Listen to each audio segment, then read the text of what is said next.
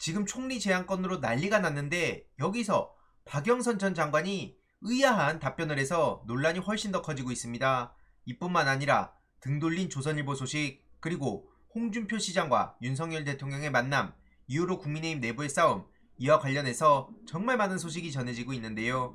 이번에도 어떤 일들이 벌어지고 있는지 핵심만 간략하게 전해드리도록 하겠습니다. 지금 오사카에 있는 박영선 전 장관이 총리설에 대해 단호하게 선을 긋는 모습을 보이는 게 아니라 나중에 답변하겠다, 이런 얘기를 했다고 방금 전 단독 보도로 나왔는데요. 지금은 할 말이 없다, 나중에 이야기하자. 아니 무슨 이게 NBA 직원조기도 아니고 무슨 지금은 할 말이 없는 겁니까? 상식적으로 생각해봤을 땐 당연히 무슨 말 같지도 않은 소리냐 라고 화를 내야 정상적인 반응 아닙니까? 나중에 할 얘기가 뭐가 있습니까? 아무튼 이러니까 총리 기용설에 휘말렸다는 얘기까지 나오고 있는데, 아니 총리 기용설에 휘말리는 건 무슨 얘기입니까?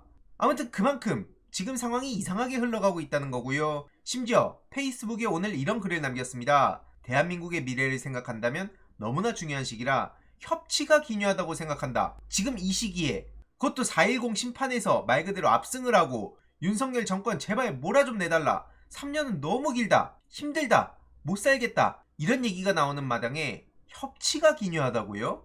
아니나 다를까 이러니까 관련한 보도가 쏟아지고 있는데요. 정치를 안 해본 사람도 아니고 정치를 오랫동안 해왔는데 지금 이러한 글을 쓰면 언론이 어떻게 받았을지 모를 리가 없습니다.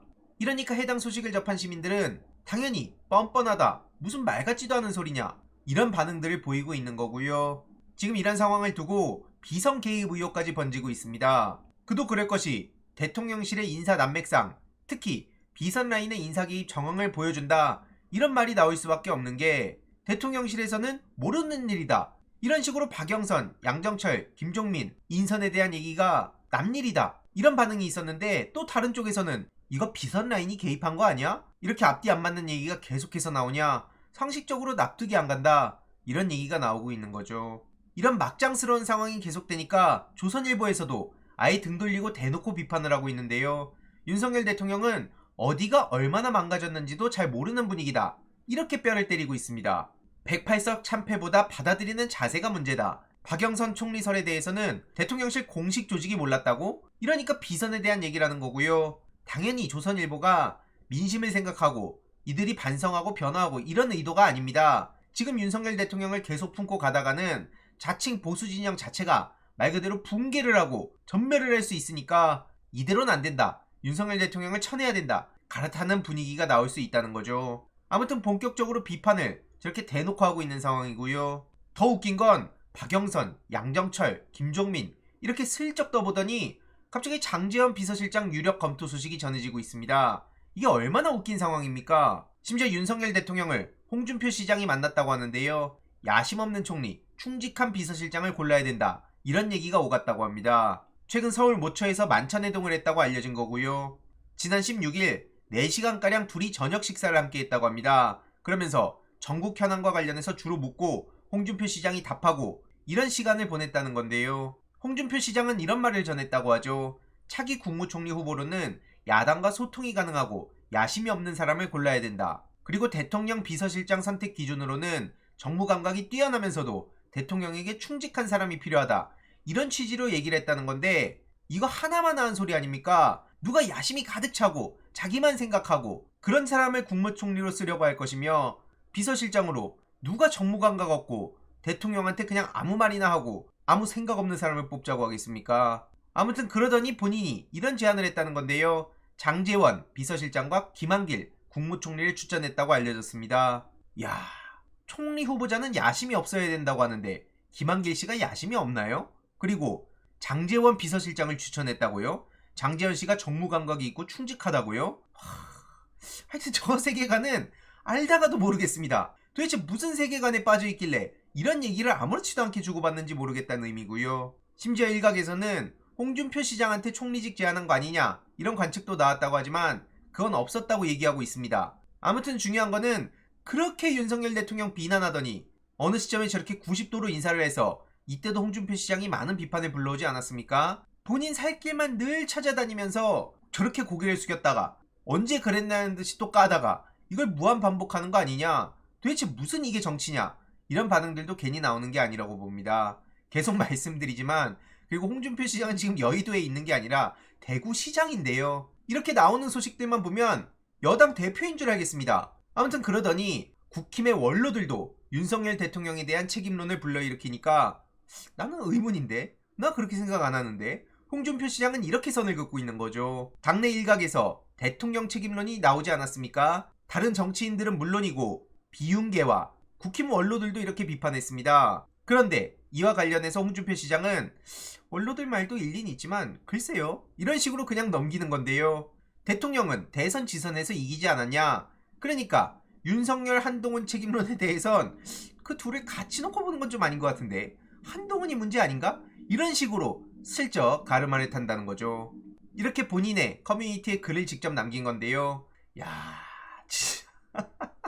아무튼 그러면서 윤석열은 대선 이겼다 이렇게 두둔한다는 보도가 이어지고 있는데 이게 과연 홍준표 시장 개인한테 도움이 되는 게 진짜 맞는지, 그리고 더 나아가서 국힘 진영에 도움이 되는 거 맞습니까 이거? 아무튼 이렇게 만나서 인사와 총선 대책 등을 논의했다고 하는데 한 기사의 채팅이 1000개는 기본으로 달릴 정도로 엄청난 비판이 이어지고 있습니다. 심지어 다녀와서 무슨 대화했냐고 누가 물어보니까 이건 국가 기밀이다, 대통령실에서 브리핑하지 않는 한 국가 기밀이다, 이런 식으로 답을 했는데요. 홍준표 시장이 이런 식으로 입이 무거웠던 사람입니까? 평소에 할 말 못할 말 구분 못한다고 해서 나름 본인을 홍카콜라라고 브랜딩하고 열심히 목소리 내고 그러지 않았냐고요. 하여튼 지금 뭔가가 있으니까 윤석열 대통령을 만나서 이런 허무맹랑한 소리를 주고받았다고 보고요. 더 웃긴 건 당연히 비판적인 반응이 나오고 있는 건데 특히 홍준표 시장이 최근 한동훈 씨를 강하게 비판하지 않았습니까? 그것도 몇 날 며칠 동안 계속해서 지적했는데 이를 두고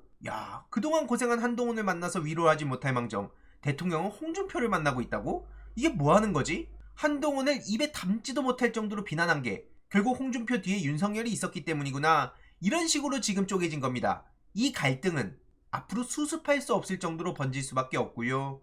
그러니까 홍준표 시장이 사냥개다, 초짜 당대표다, 뭐 한동훈 셀카 찍느라고 선거 다 말아먹었다, 물론 틀린 말은 아니지만 이렇게 감정의 골이 깊어지고 있다는 게 굉장히 중요한 대목이고요.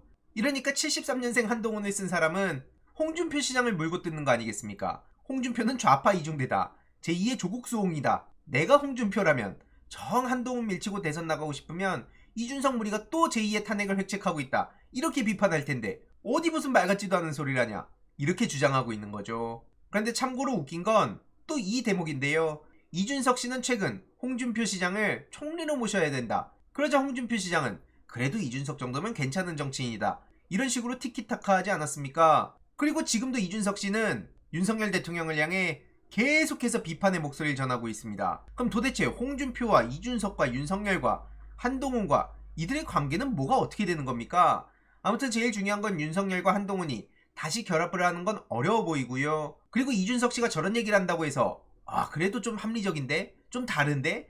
이런 얘기를 하시는 분들이 민주진영 안에도 계신데요. 지금 이재명 대표와 조국 대표를 향해선 용꿈을 꾸는 게 뭐냐? 정쟁적 요소 있으면 거리 둘 거다, 또 이런 식으로 언급하고 나서고 있습니다. 계속 말씀드리지만 이준석 씨의 낙선 목적의 허위사실 유포는 굉장히 중요한 문제입니다. 검찰의 기소 여부가 굉장히 중요한 쟁점인데 이게 될지 안 될지도 저는 모릅니다. 다만 이거에 대해서 충분히 비판을 할 수 있다고 보는데요. 관련해서 조금 더 자세한 생각은 이번 주 일요일 오전 11시 생방송을 통해 전해드릴 예정이고요. 아무튼 지금 민주당에서는 이렇게 혼란스러운 상황에 할 일은 따박따박 하고 있습니다. 세월호 특별법, 양곡관리법 계속 챙기고 있고요.